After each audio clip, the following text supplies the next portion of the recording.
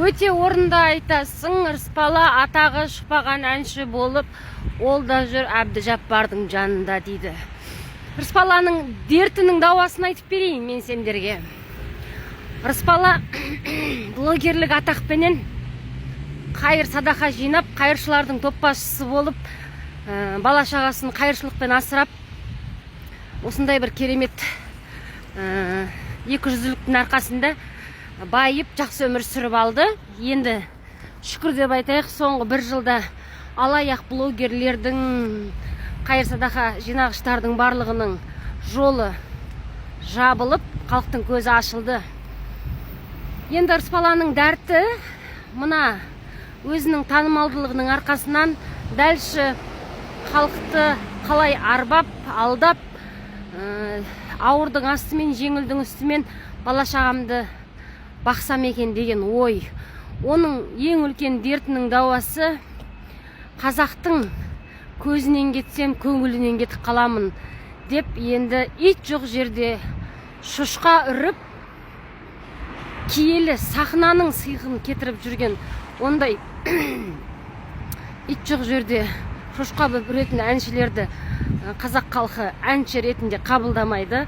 Сол баяғы блогер, қайыр садақа жинағыш, қайыршылардың топбасшысы ретінде халықтың, қазақтың тарихында қалды.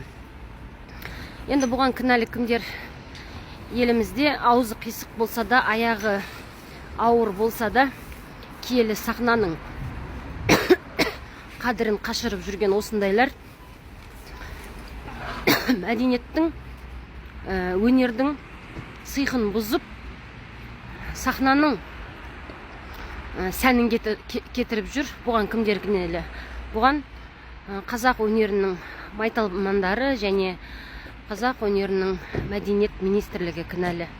Аузы қисық болса да, байдың баласы әнші, актер, аяғы ауыр болса да ақшасы бар адам әнші қылып жатқан. Ол біздің қазақ қоғамындағы әлсіз мәдениет министрлігі, мәдениет тәйт дейтін мәдениет қайраткерлерінің жоқтығы. Қайырымды істер десе, басын ала қашатын жандардың қатарынан емеспін, білесіздер. Қалтаның ғана қамын емес, қайырымдылықты да ойлайық, дүниені жалпы екі дүниеге, екі өмірімізге қатар жинайық деп. Алла нәсіп етсе, ол уәдемде де, ол сөзімде де тұрам. Дәл осы жобада мен осы алған тауарларымыздың, жылағым келіп кетті ғой, алған тауарларымыздың ақысын шығардық. 10 көліктің, 10 бриллиант набор, 10 бриллиант комплектінің ақшасын шығардық. Және де осы айлар бойы жалдаған мынау арендамен бізге жұмыс жасап жатқан жұмысшылардың айлығын шығардық. Тап-таза болып отырмын қазір мен. Қайырлысы, бұл жолы бірден көп ақша ұстап қалатын жобалар маған ұсыныс жасайды да.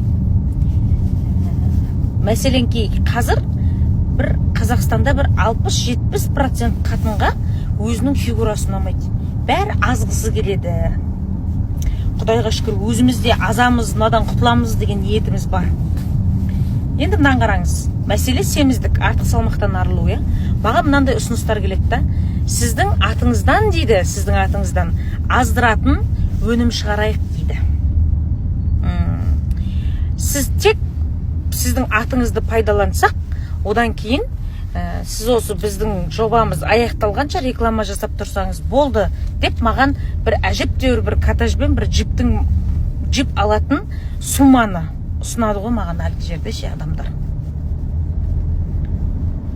Маған негізі өте пайдалы. Бұл жолы бір керемет табыс таппасақ та, Алла нәсіп етсе, қимылдағанға Құдай қарасат, аққа Құдай жақ, келесі жолы мүмкін. Бұдан да жақсы дүниелер бізді күтіп тұрған шығар. Сондай үмітмен де тоқтамайым. Белгілі бір жетістікке жеткенше. Өткен жолда айттым, міне жоба аяқталайын деп жатыр. 5 көлікті білесіздер. көріп отырсыздар, өз есе табыстадық. Енді 5 көлікті табыстаймыз. Одан кейін 2 мұқтаж отбасыны үйлі қылып тастаймыз. Әзірге мен мына отбасы деп шешкен жоқпын ешқандай отбасыны. Сондықтан да мұқтаж отбасыларды болса да менің парақшама, дайректке толық ақпарат жіберіңіз. Маған мынандай бір апа бар еді, мынандай бір ата бар еді емес. Мына өңірден, мынандай қиын жағдайда, мынандай жандар деген секілді толық ақпарат жазыңыздар, өтініш. Маған негізі өте пайдалы ұсыныста, бұл мен қалтам тесіп кетпейді ғой ақша. Сендер ойлаңдар, бір коттедждерің примерно 100 миллион дейді, джиптарың бір 60-70 миллион дейік. Маған бір 200 миллиондай предлагать етеді да солай. Давай, сатайық, істейік деп та. Бірақ мен лично өзім азам деп аздыратын таблетка ішіп, ауырып өліп қалайын деп, мынау адамның кіші дәреті бар ғой, зәрі. Соның түсі қоланың түсіндей болып кетіп, кәдімгі қан құсқан адаммын да. Өзім қателігім басымнан өткен. Сондайды біле тұра мен тағы бір адамның сондай зардап шегуіне жол бергім келмейді да. Сөйтіп 200 миллионнан бас тартып отқан жайым бар халқым. Бұл не болды? Бұл топастық па, әлде? Негіз білем осындай жолдарды жасауға болады да. Бірақ жүрсін мынау. Сосын бетеді маған. Қазір дейді, Қазақстандағы бүткіл мәселе өсек пен төсек деп айттым өткенде. Содан кейін бүткіл қазір көтпен алысып атқан бір қатын. Ойбай, қынабың қыздай болады, күйеуіңді үйтіп баурап аласың, күйеуіңді ана жеріңмен жаулап аласың, жүрегін депше. Айтады, сондайға пайдаланатын аппараттар сатайық дейді.